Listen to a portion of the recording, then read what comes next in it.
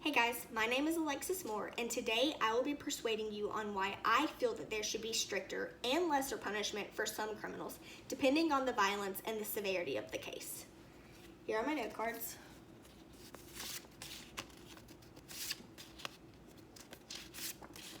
That's 4. All right.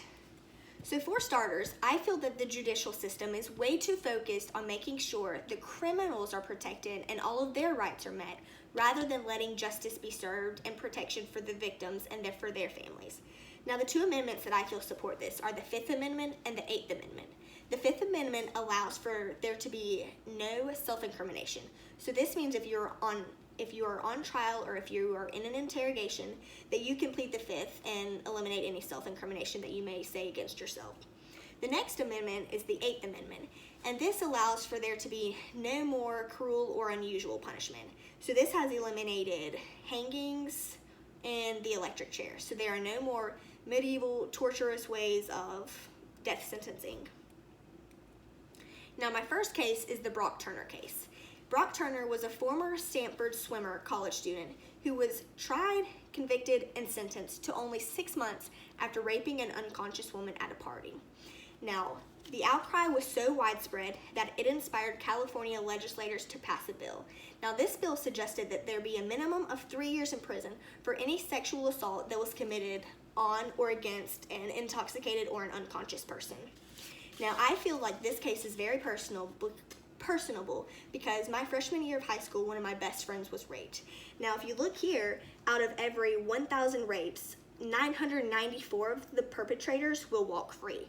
So, with Brock Turner and the man in my friend's case, with Brock Turner only serving 6 months, and my friend's case of the man being convicted of lewd and lascivious exhibition of the victim being 16 years or under, with the offender being 18 or older, they definitely did not let justice be served. Although they were in a court, they had a judge, had jurors, they were found guilty and convicted, justice was not being served. They were then let back out. Brock Turner had 6 months, and the man that was in my friend's case got 2 years with probation. She is living out her life in fear. She's terrified that he's going to come back. She's terrified to do anything or go anywhere by herself. So why would we let these two sexual offenders target or plot against for another victim? How many victims do there have to be before action is taken and it to be permanently stopped? The next one goes along with the release of the man in my friend's case in the Brock Turner, and that is the early release with the possibility of reoccurrence.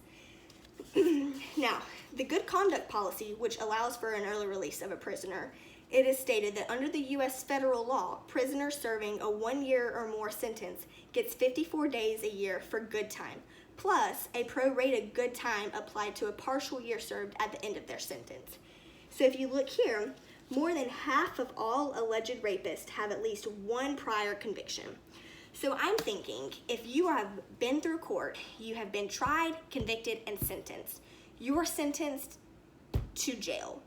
Why would you go back into society? Why would we allow for you to go back into society? How many victims do there have to be? Whose kid has to be next? What has to be done for action to be taken and this to be permanently stopped? We need to make a change, and we're the only ones that can do it. So why are we letting violent sexual assault men or women back into society? Do not understand. Now, my next case is also personal because it's of a Lake City man.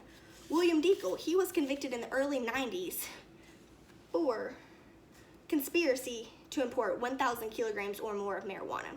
Now, although in 2015 he was pardoned by Barack Obama, he was currently serving a life sentence to prison. Now, yes, although drugs are illegal, we should not do them. It's drugs. Very nonviolent. Occasionally violent if you're in the wrong part of town or dealing with the wrong people. But as a woman, I would much rather be on the streets with drug dealers and nonviolent criminals than Brock Turner or the man in my friend's case, sexual assault, violent men or women. So why would we sentence a man for smuggling, importing, selling, having possession of drugs, and let Brock Turner and other men who have corrupted and taken advantage of women walk out free, targeting, waiting for their next victim? Now, with all that being said, I come to come to a conclusion.